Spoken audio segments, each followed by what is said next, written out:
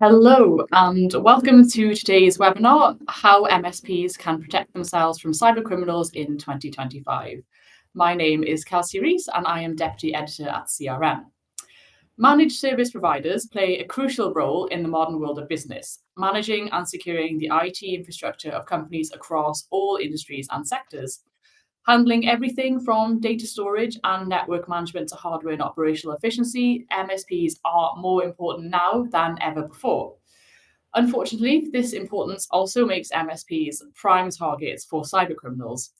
Successfully breaching an MSP can provide attackers with a backdoor into several organizations. This not only multiplies the damage dealt, but it also has the potential to permanently harm the reputation of the affected MSP.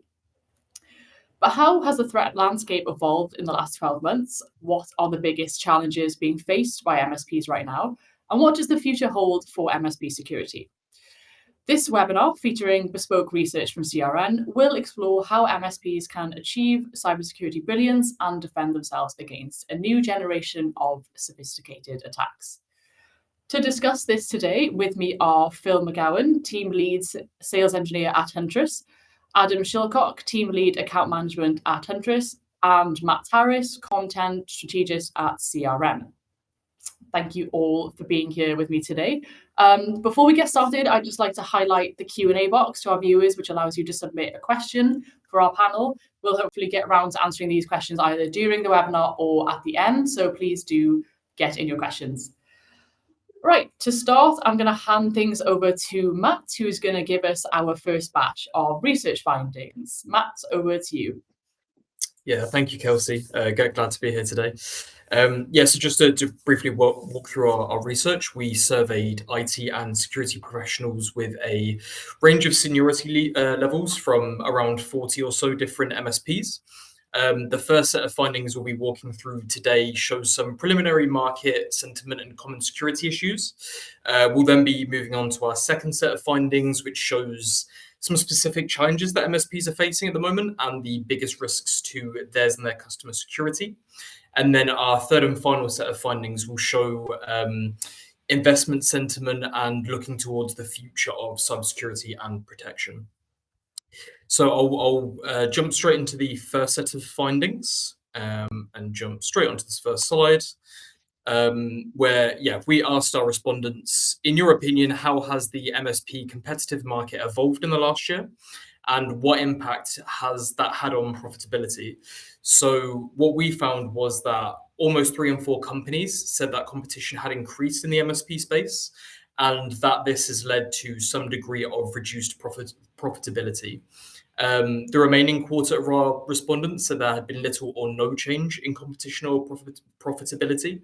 And actually none of our respondents suggested that there had been a decline in competition or indeed an increase in profitability. Moving on, not too much to take away here, but perhaps unsurprisingly, around half of our respondents named cybersecurity essentials as their most common compliance that their customers required. And moving on to question 3, what were the most common security attacks that our respondents saw in 2024? So 84% of those surveyed named phishing and social engineering attacks as one of the most common attacks seen last year. This was closely followed by ransomware attacks and business email compromise attacks as well. And then zero-day exploits and cloud-based security breaches were among some of the lower responses that we saw. Finally, for the first set of findings, we found that 1 in 5 MSPs said they had a customer affected by a 365 account takeover in the last year. Brilliant. Thank you so much, Matt. So Adam and Phil, as we just heard, almost 3 in 4 companies said that competition has increased in the MSP space in the last 12 months. And this has led to some degree of reduced profitability. With that increasing competition, how can MSPs differentiate themselves beyond pricing to maintain or grow their margins? Who would like to start? I am happy to start with that one. Yeah, I mean, first things first, I think competition is a good thing. So I actually think it's a fantastic trend that the space is becoming much more competitive. I think MSPs deliver a very unique service when it comes to IT support and services. So I think that's a good thing. But obviously, with that competition, it becomes much more difficult to differentiate yourself within the market.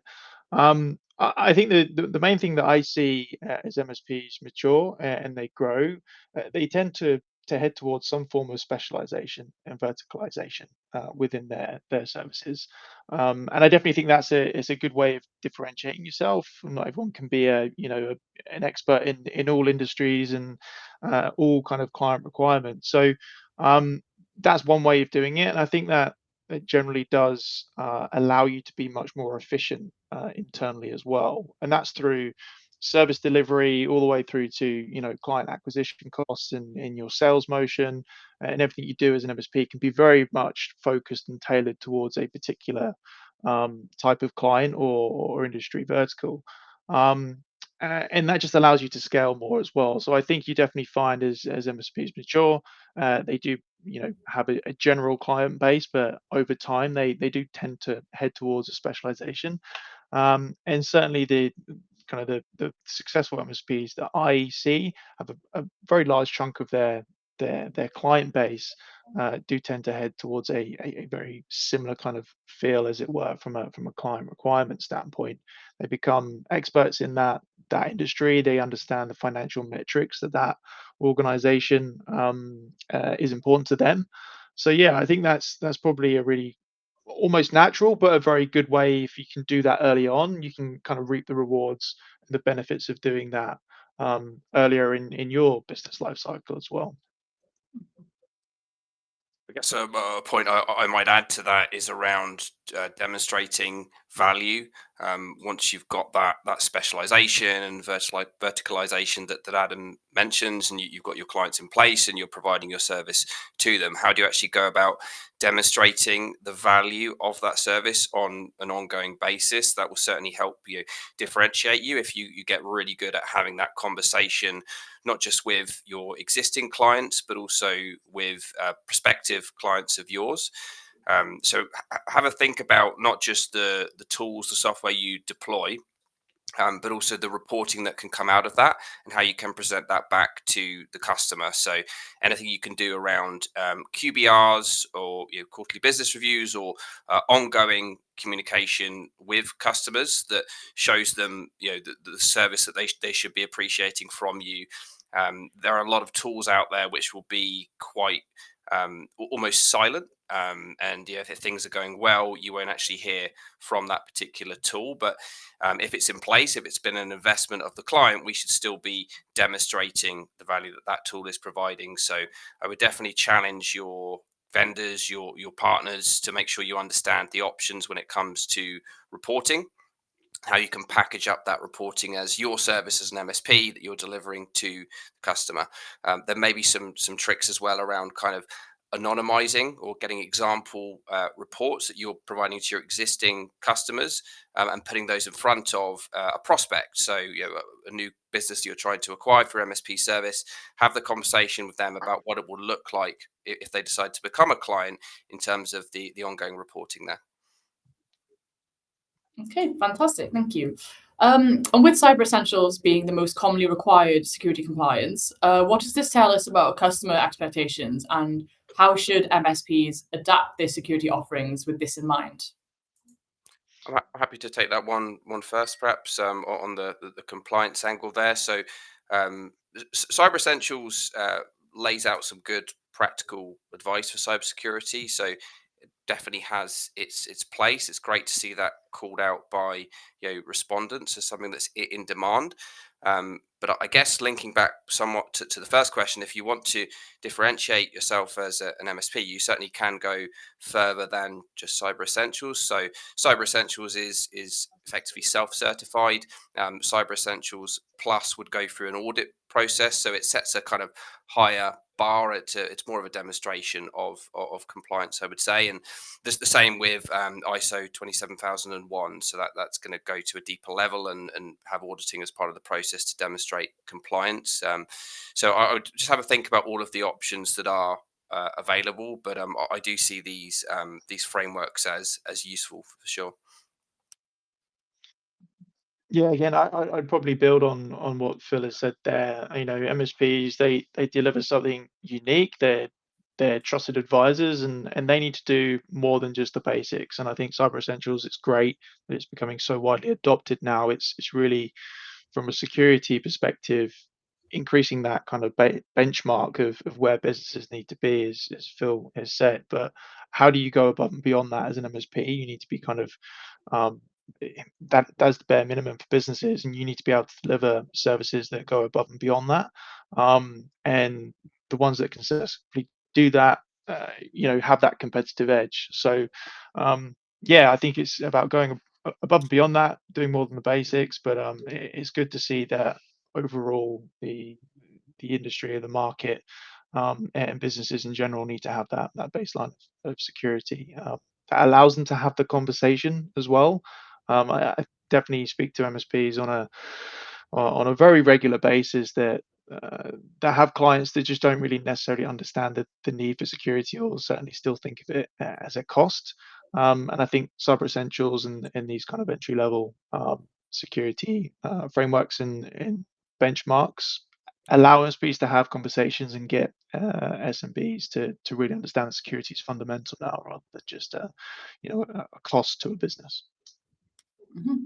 Great, thank you. And final question from this first batch of research. With phishing and social engineering attacks being the most prevalent in 2024, what strategies should MSPs prioritize to better protect their customers? Happy to go on this one, Phil. I think security awareness training is the fundamental thing that the MSPs and organizations need to kind of adopt. Ultimately, phishing and social engineering, the threat actors, what they're trying to do is trick people into clicking things that they shouldn't be doing, and getting them to do other things that they not be in their best interest. So making sure that the user behind a workstation or using IT systems really understands the risks and can spot and identify these types of attacks that come in, is absolutely crucial. Making sure that you have almost a culture that's centered around security in every organization, so that your employees, your users, can be that first line of defense. That's absolutely critical. You can spend all the money in the world on different technologies and solutions to protect your IT systems and users, um, but it can all kind of quickly go down the pan if a user clicks on a link that they shouldn't. So, yeah, I definitely think security awareness training, I see quite a bit as kind of a necessary evil. There's definitely that perception amongst even MSPs that kind of have to try and sell these solutions. So yeah, I think it's something that needs to kind of be a mandatory, fundamental part of any security offering that an MSP provides, and yeah, the businesses that they support have to understand that it's a fundamental piece of their first line defense. Mhm. I would completely agree with that. So security awareness training is fundamental. I guess the advice I might add to it is around keeping the content fresh, because it's great, and it was no surprise to see the respondents come back and say that phishing and social engineering are such prevalent threats, but that's actually been the case for a number of years. So the likelihood is, if you have at least a somewhat mature organization with security awareness training already in place, users have probably already received a lot of training around things like phishing and social engineering. So we have to kind of be wary of almost the fatigue that can come with the same messaging again and again. So I guess a couple of points with that would be: keep the content fresh. There absolutely are novel phishing attacks that are out there. We've got some content that we've presented from a Huntress perspective, for example, where we've seen really very sophisticated phishing attacks where a user will click on a link and it will take them to the genuine Microsoft 365 login page, for example. It's not poorly drawn up imitation of that login page. It is the real page.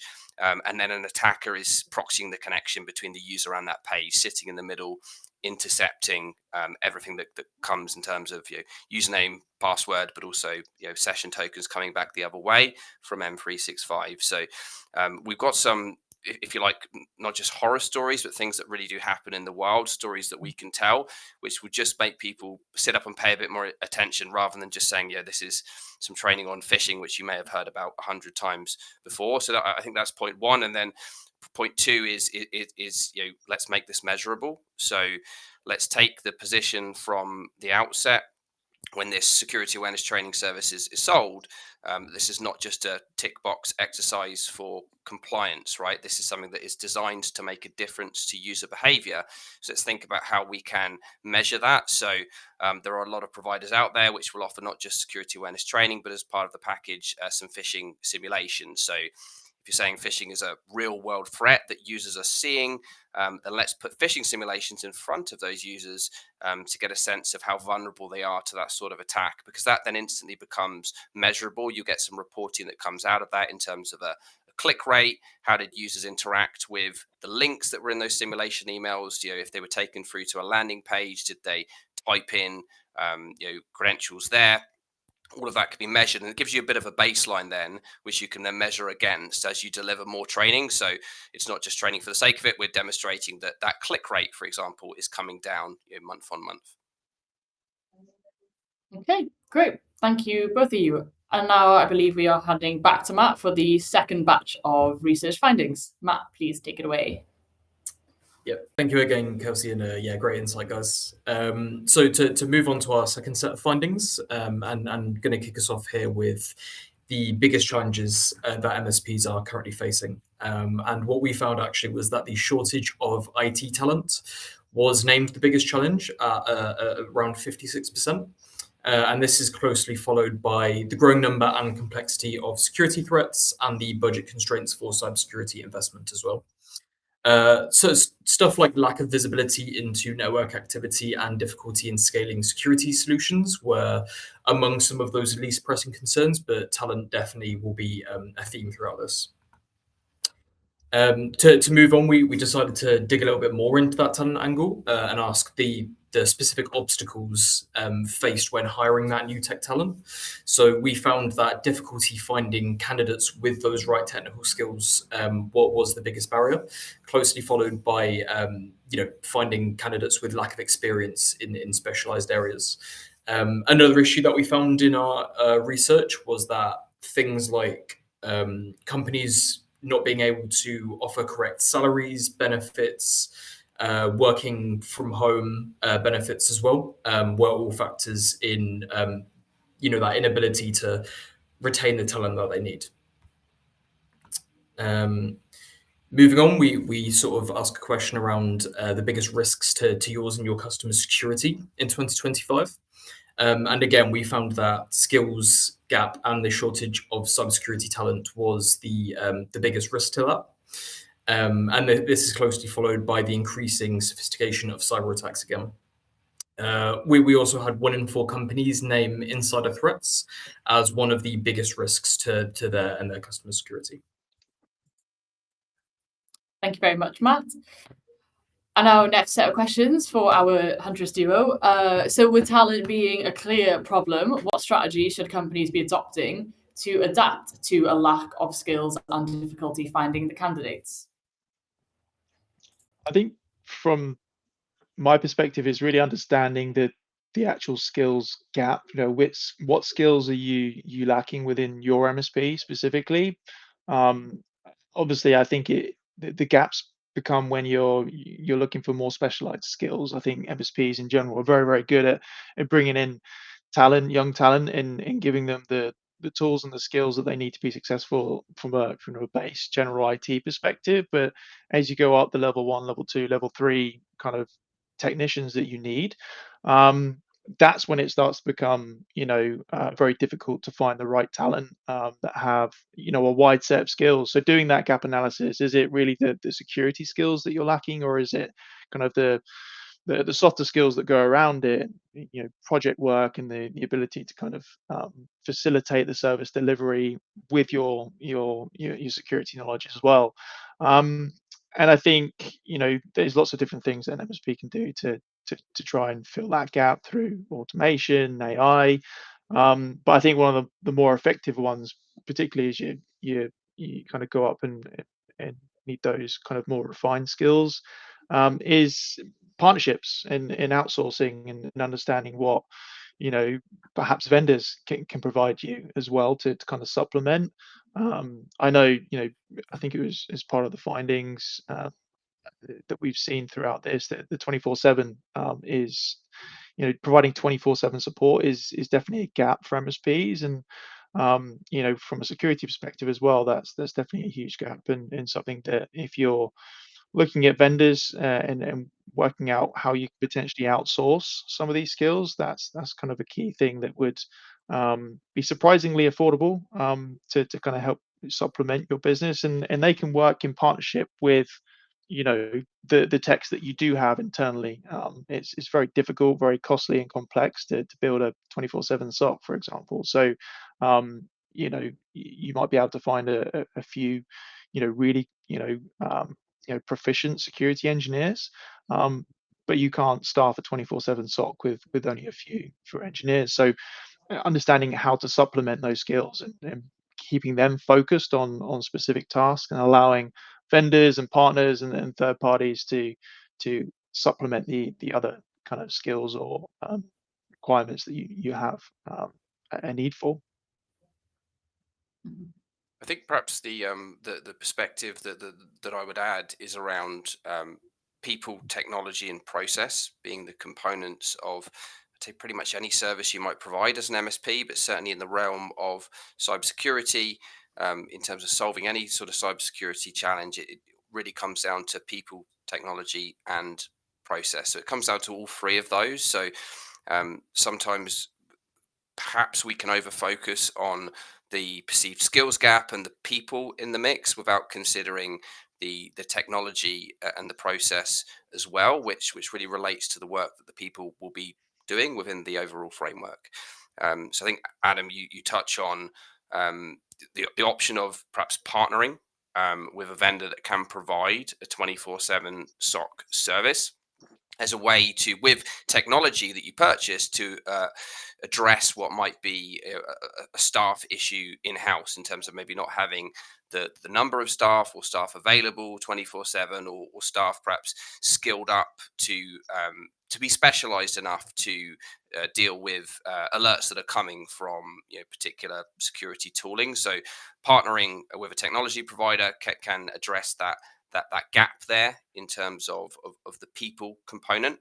But also, if we think about the process, that becomes very relevant as well to the work that people are doing. And a lot of cybersecurity, and apologies, I wear my Huntress t-shirt, I probably do focus a little bit on cybersecurity here, but a lot of a cybersecurity service will come down to process as well. So long as we have the right process in place, the actual work that people are doing can become very simplified, right? So there can be a playbook in terms of responding to an alert in a certain way. It's just a matter of following that process. So I think there are these entry points for individuals who are interested in cybersecurity to get involved without them necessarily having to have this barrier they have to go through first of a load of specialization or certification. I think there are kind of level one functions within cybersecurity which are open to pretty much anyone, I would say, who's working on the tech side within an MSP.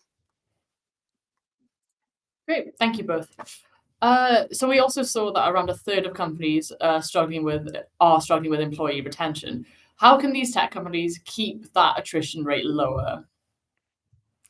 I'm happy to go first on that one, Adam, if you like. So I think in terms of retaining talent, communication is always key, and the trust built into the relationship between the employer and the employee is really important. I think you can design a compensation package, a benefits package, which is of course aimed at retaining staff, retaining all your staff and your key talent.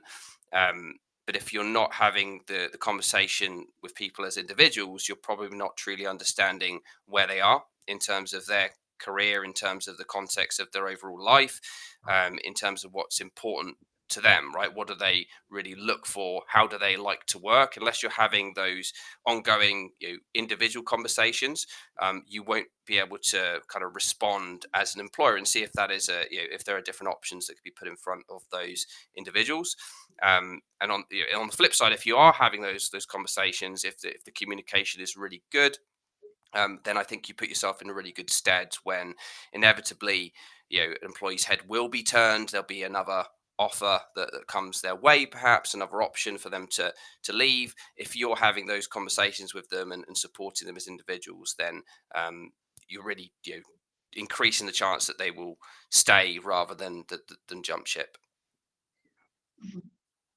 Yeah, I mean, to add to that as well, I mean, employee retention is one thing about keeping employees in here, but I think it starts as well from a hiring perspective and making sure that when you do bring your first set of employees or the next set of employees after that, if you're maturing as an MSP, that they really fit and align to your culture and your business goals. If they're um, you know, if they share that vision, share that kind of that growth trajectory that you want to go on, or even if it's just from a lifestyle MSP standpoint, if they really align to the values of the organization, that bit is absolutely critical to maintaining that um, that work-life consistency as well. Sometimes work-life balance is having time outside of work, but making sure that your work is actually purposeful, meaningful to you, and making sure you've got that why behind your work.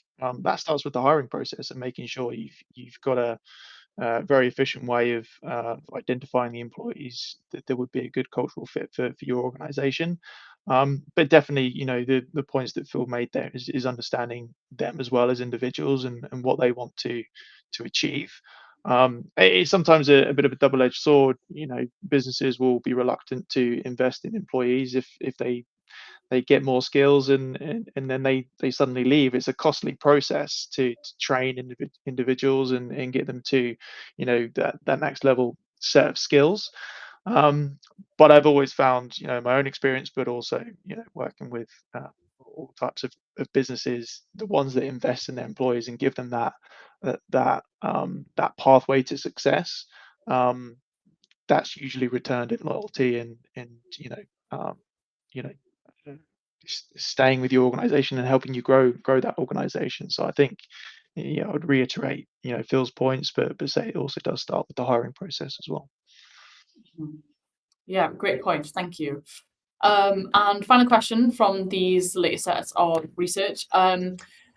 Are there any other pressing challenges named by respondents from that set of research that we just heard from Matt that you find surprising or interesting?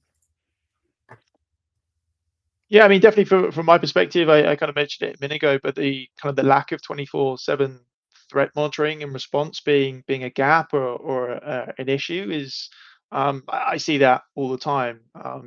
Speaking with MSPs, delivering that service is costly, it's complex, they can't deliver it. I think MSPs realize that there's a huge gap for them because while internally through business hours they may have a really good security stack they offer clients, they're well protected. If something does happen outside of hours, um, the value of their MSPs offering the service delivery they have completely is wiped away, and yet the problem for the end client is still very much there. Um, so again, that's trying to have 24/7 oversight of your clients' organizations is usually not possible unless you're a very large MSP. But even then, you're having to staff your security operations center usually in a single location rather than having a sort of around the sun security operations center where people are fresh when they're coming into work. They're not having to drink energy drinks just to kind of stay alive and keep an eye on systems.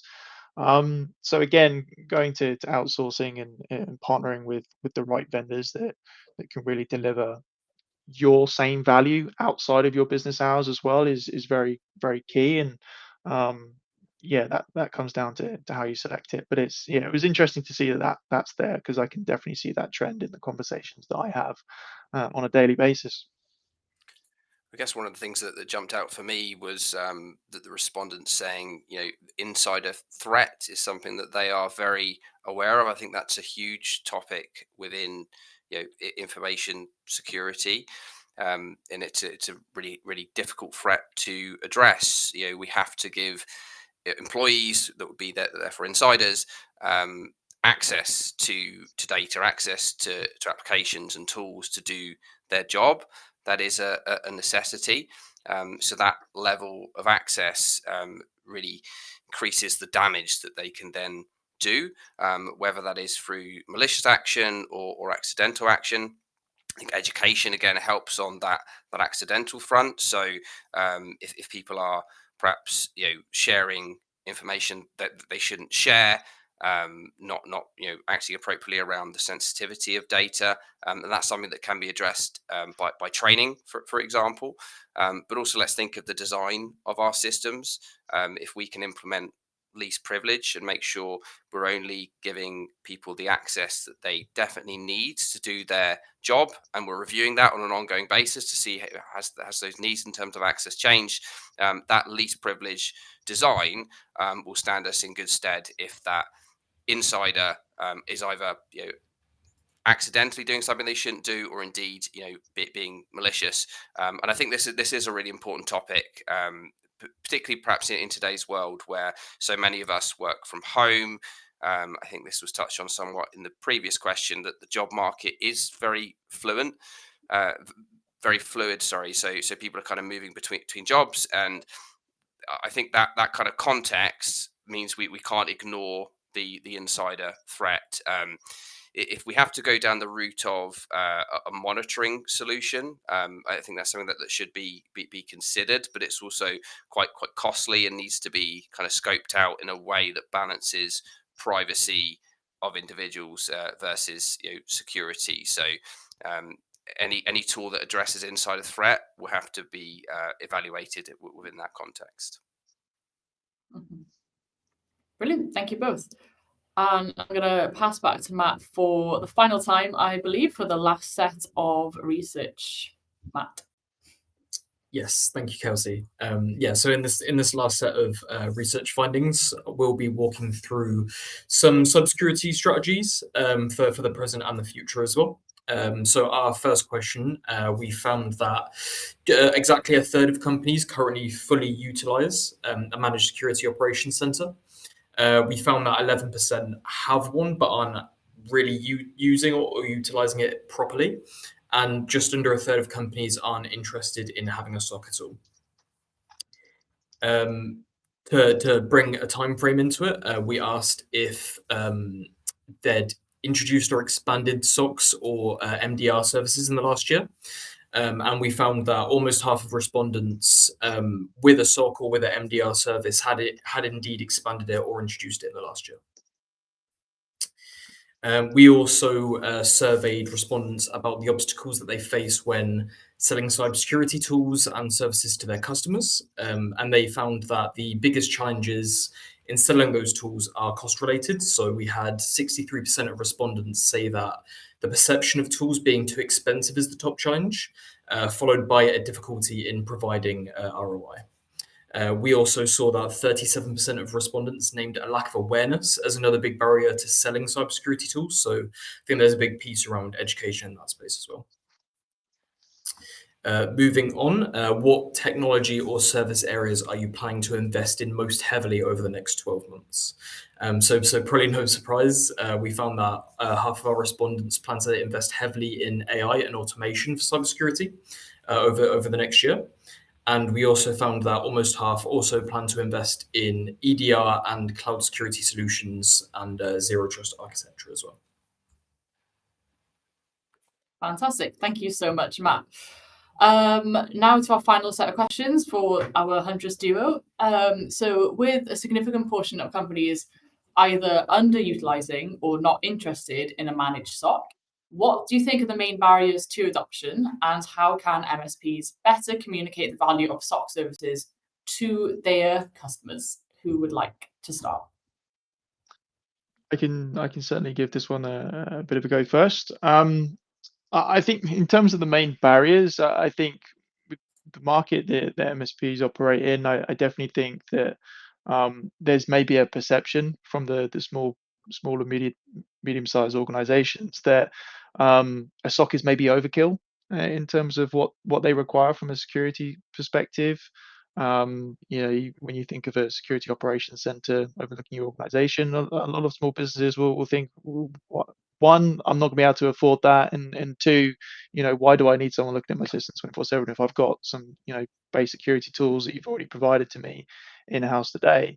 And I think it's up to an MSP to continue to be that trusted advisor, take that approach, and continuous education is absolutely key. We know the threats are evolving in today's landscape. So the threats of 2 years ago are not the same as they are today. So what are MSPs doing from a continuous education perspective? There needs to be programs, there needs to be processes in place where you're really seen within your market, your community that you kind of serve, that you are bringing value every single day to them, teaching them about new threats, new areas that they can be more secure. And I think if you're providing that almost like free education, that proactive education to your clients all the time, consistently, whether that be through social media, whether that be through webinars like this, events, how are you bringing that information? If you've got a consistent program and process in place to do that, um, the the messages will be there, and then delivering on managed SOC. Um, you know, we know very clearly working at Huntress, SOCs can be affordable if you're doing it in the right way. We can bring um, those those top level enterprise level security down to organizations that wouldn't necessarily think that they could necessarily afford it or need it.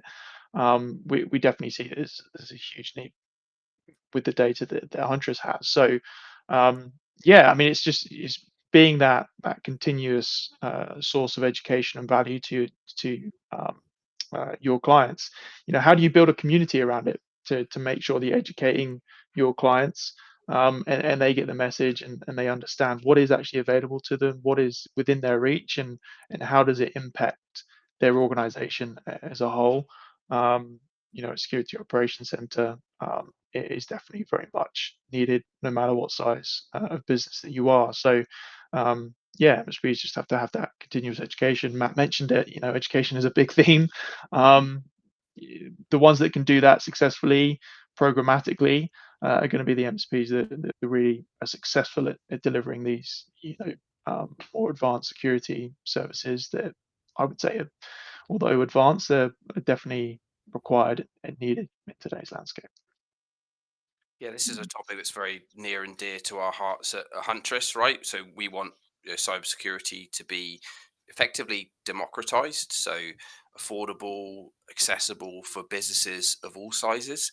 I think we do have a little bit of a legacy in cybersecurity on the vendor side as an industry of designing tools for the enterprise first, or maybe the enterprise only, making tools prohibitively expensive for smaller and medium-sized businesses, and also complex to manage. So I guess echoing Adam's comments there, MSPs play a really key role in the ecosystem for identifying providers that will be a fit and will suit maybe a smaller or medium-sized business, sense checking that themselves as the MSP by going through an evaluation process, and then the MSP can put the options for something like a SOC in front of a business who may have assumed that a SOC was out of their reach, or as Adam says, overkill, or too expensive for them, or too difficult for them to actually implement. So there absolutely are providers out there that will be appropriate, and having a SOC, a security operations center in place, providing a 24/7 monitoring of an environment is really key. Because if you think about the other tools within your cybersecurity stack, if you think about your firewalls, or particularly your systems like endpoint detection and response that will be spitting out alerts, if there is no one there, to look at those alerts and respond, then you're missing a really key piece of the puzzle. You won't be getting a return on investment on the tools that you've actually put in place unless you have a system in place that effectively responds to those alerts from those systems at all times of day. Security is a 24/7 sport, so I think it's naive to think we can just put up our castle walls, protect ourselves, and then have that monitored within business hours and say overnight it'll be fine, I'll get to it in the morning. That is leaving businesses vulnerable if that's the approach. So I would definitely review, are there options out there that would suit your business in terms of a 24/7 SOC partner? Okay, great, thank you. And with cost concerns and ROI challenges being the biggest barriers to selling cybersecurity tools, how can MSPs better demonstrate the value of these solutions to customers, especially those who may not fully understand the risks they face? Who'd like to start? I can start on that one because I think it was one of my earlier answers around demonstrating value comes into play here again, right? Particularly when you're at the stage where, either at the stage where the investment has been made in a SOC service or other cybersecurity tool, or if it's being considered. At either stage, we need to be able to demonstrate value. So I'd say at the kind of, if you like, pre-sale stage, we should be going through some kind of evaluation to be able to prove value there. So it can be a kind of measurable success, a measurable impact before the customer feels comfortable enough to sign up. But then don't forget, once the solution, whatever it is implemented, there should be that ongoing reporting around even just proof of life. So in cybersecurity, we hope that there not to be incidents, but even if there aren't incidents in a period, that doesn't mean we won't have some data to show, this is the number of events that have been ingested and looked at, right? So there's a range of data points that we can put in front of the customer to show them that proof of life, that proof of value, and ultimately that should be the return on investment. If we think about the risks that are being addressed by this sort of tooling, I think MSPs are in a really good position to tell that story to their customers, because an MSP will have, it could be 10, it could be 100, it could be 1,000 customers. They'll have a book of business there. And amongst that customer base, they probably will have some good pocket stories, some good examples of where, unfortunately, businesses have fallen victim to a cyber attack and the impact that has had on that particular business. So I think obviously there's an appropriate way to do it. It might not be naming the names of the business, but you can say, like, I've got this firm I've worked with in the past that maybe before they started working with me as an MSP, they experienced a cyber attack. This was the cost to them financially. This was the kind of human cost. This was the toll it took on them. And if you can spell that out with a real world example, then that should be compelling, I think, to other clients of yours to adopt the services, the tools that are designed to mitigate that risk. Yeah, I mean, I think what Phil's broken down there is a really detailed sales process. I think that comes down to the MSP really understanding what their value proposition is as an organization. And you could go back to some of our early answers in terms of specializing in a particular service that you want to offer, or in a particular industry. It's really understanding your entire value proposition as an MSP and making sure that that's consistent throughout the entire sales process. It goes into the things that Phil's talked about, the pre-sales, the tools that you use to communicate that value. That needs to be really well thought out. And I think the MSPs that do that very successfully, they don't have conversations generally around cost with the services that they deliver. It is very clearly laid out for the customer on what the value is that they're getting from these tools, and why it fits into their business's goals as well. How does it map to their financial goals or their growth goals as an organization? The MSP has to understand that inside and out, so that when they communicate um, you know the value from a security tooling perspective, it's not seen as a it's not seen as like a business insurance either. It's not seen as like a tool that you kind of need to have in place for the sake of it. It's actually seen as a very strategic offering that actually will help them achieve their revenue goals, their growth goals, their goals as a business, whatever it may be. And you only really understand that if you really do understand your value proposition as an MSP end to end throughout that entire sales cycle, and being very clear with what the cost of a breach is versus the value that they're getting. Like all those things that you can demonstrate are absolutely necessary. But yeah, being very clear with your value proposition is I'd say that's where a lot of MSPs have gone wrong, or the ones that are successful do very, very well. Great, thank you. And then final question from me before we start to wrap up. With significant planned investments in AI, automation, EDR, and cloud security, what are the key factors MSPs should consider to ensure these technologies deliver real security improvements and business value?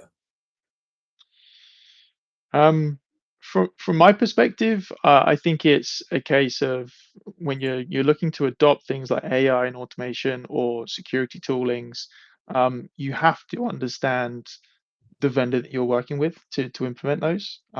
You have to be clear about the goals that you're trying to achieve as an organization as well, particularly when it comes to AI and automation. You can adopt AI, but you don't have clear understanding of how you're going to implement it. That can go wrong. But certainly from a security perspective as well, if you're partnering with an organization and a vendor, doing your due diligence is absolutely critical.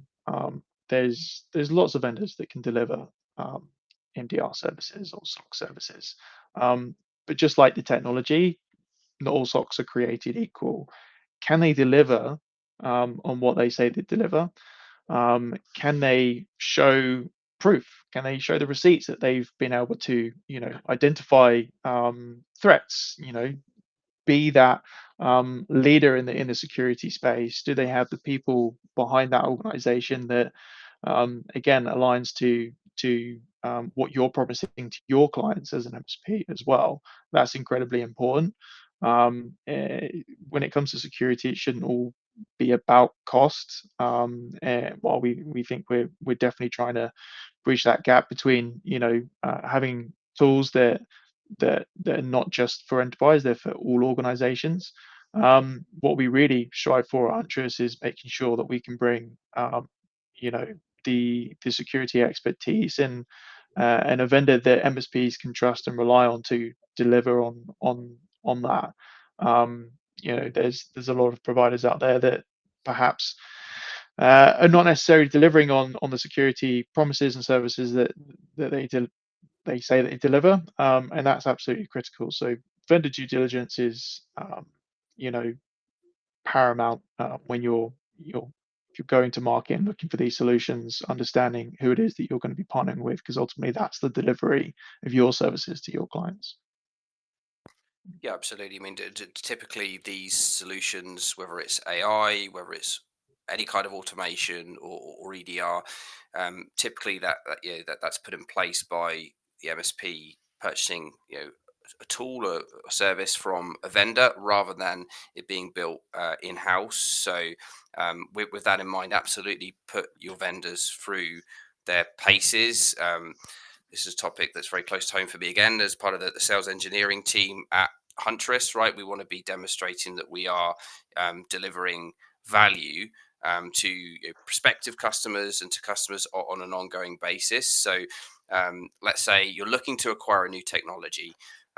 Definitely make sure your vendor comes to the table and has that conversation with you around what you're trying to achieve, those measurable positive business outcomes that can then form the success criteria of an evaluation, whatever you call that evaluation, whether it's called a trial, a proof of concept, proof of value. Definitely go through that process. Don't just rely on data sheets and what might be a very good demonstration with example demo data. Try to make it as real world as possible for yourselves and your customers by actually putting the technology in place for a period where you can then measure it against success criteria. And I think any vendor out there that's going to be a good partnership for you should absolutely come to the table and be a really active participant in that process. Okay, fantastic. Thank you both. You're not quite out of the hot seat yet, as we do have a couple of audience questions that have come through, which we do have time to get to before we wrap up. So we'll see how we feel about these.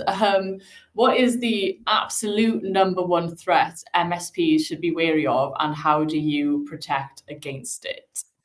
Who wants to tackle that audience question? I think it's a somewhat similar question to one of the ones we had on the slides earlier on. I think the threats we should be wary of are the most prevalent threats, things like phishing. I guess a threat kind of category that I would bring up that in my opinion is something all MSPs should be hyper aware of is supply chain risk. So the tools that you use as an MSP, so things like your RMM tools, are those vulnerable to attack? And unfortunately, we've seen instances in recent years where RMM tools have been vulnerable and have been compromised, and that has led to catastrophic impact for an MSP because an RMM tool that's taken over by an attacker will give that attacker access to any client devices, any customer devices that are connected to that RMM. So if you think back to examples like the Screen Connect vulnerability we had in February of last year, I think that's a sort of attack which is always going to be in the back of our minds in the MSP industry, because we rely on tools and software to do our job. But that introduces a significant supply chain risk if those tools are not patched and up to date, if they get compromised. Let's think that through from an attack scenario. What's the impact? What kind of access could it give the attacker if the tool has fallen into that wrong hands there? So that's something that I think is the flashing kind of neon lights for me, right? Is the MSP tool set, is that vulnerable to attack? Are we on top of that? Thank you. I can't disagree with Phil on that one. I think from Huntress perspective, and something that we're seeing, unfortunately on a daily basis, are identity based attacks. So we heard that phishing and social engineering is kind of the biggest threat out there. But that's just kind of the initial access, how the threat actors get your information. What do they do? They're logging into your Microsoft 365 account, and they're carrying out business email compromise. That's definitely one that we have seen a lot of, and we're stopping, fortunately, on a regular basis. And there's always a financial motive with these threat actors, or invariably there is. And business email compromise is definitely one of the more devastating financial attacks that we see, and that starts, yes, with a phishing attack. So being aware of that, training users not to click them, this is incredibly important. And then being able to identify when a threat actor is in your environment, and being able to lock them out of an account, and protect that identity is very key, because that'll be the first thing they try and do, is to kind of get users to send money where they shouldn't. Great, thank you. Well put. We have time for one more question, and I'm going to go with this one because it sort of feels like it was asked by the same person. Are there any lesser known, maybe underlying threats that weren't mentioned in today's discussions that you think MSPs should be aware of?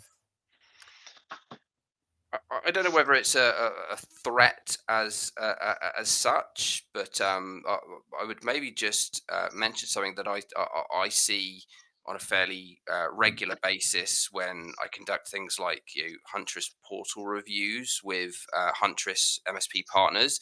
It is surprising the amount of times that we see things like open ports, right? So things like it could be, in the most extreme cases, things like RDP ports, SSH ports, completely open to the outside world on public IP addresses. So that's something to be very wary of, just in terms of how frequently I observe that. It's one of the easiest things we can do, right, to secure our environment, is make sure there's a secure configuration. And sometimes those real basic things around closing off ports that absolutely don't need to be open that will have a huge impact on reducing your risk to the threats that are out there. Because I think a lot of the focus of today probably has been on the risks, the threats that are out there, and some of the tooling, rather than looking at basic configuration and also basic hygiene around. Are we seeing? This is again something that crops up a lot for me. Is seeing things like passwords stored in plain text on an endpoint. We pick that up on a fairly regular basis with our Huntress technology. So sometimes we are telling our partners about the kind of low-hanging fruit that an attacker could go after. So let's make sure that's not overlooked. Yeah, I think lesser known because it probably doesn't get a huge amount of sort of media publicity, I would say, as opposed to the kind of the standard hacks and attacks you see out there, and that's insider threats. There's kind of two categories of that. You've got malicious, but also accidental. So just either negligence or users just not being aware of what good security practice is. Phil's already mentioned it. People storing passwords in plain text files. Um, you know, Everyone's a human at the end of the day. They do things that they don't realize are necessarily a security risk for your organization and can cause real problems for your IT systems, but your business as a whole. And I think it goes back to security awareness training, making sure that people are vigilant when they're using business systems, when they're using trying to access corporate data from at home and on personal devices. There's lots of things that can be a risk now that people just aren't aware of, and therefore you have to educate, and you have to make sure that you're continuously upgrading your knowledge as an individual, but as an MSP, teaching the employees where they might be going wrong, because I see that as a bigger inside threat. It's that accidental piece rather than malicious, and it's difficult to detect. That's the problem. Like, we've got all these detect and respond tools out there, and you can do a load of things on the IT systems, but it's very difficult to detect when a user is doing something that they shouldn't be, completely blind to it. So yeah, that's what I would say is maybe lesser known because it doesn't get as much attention, I don't think. Okay, great. Thank you. Great advice from both of you there. Great. Well, with that, we've now come to the end of our webinar. So thank you, Phil, Adam, and Matt, for your insights today. And thank you to everyone who tuned in. I hope everyone's picked up one or two learnings they can take away from today. And thank you as well for those who asked questions. Yeah, thank you for watching, and goodbye.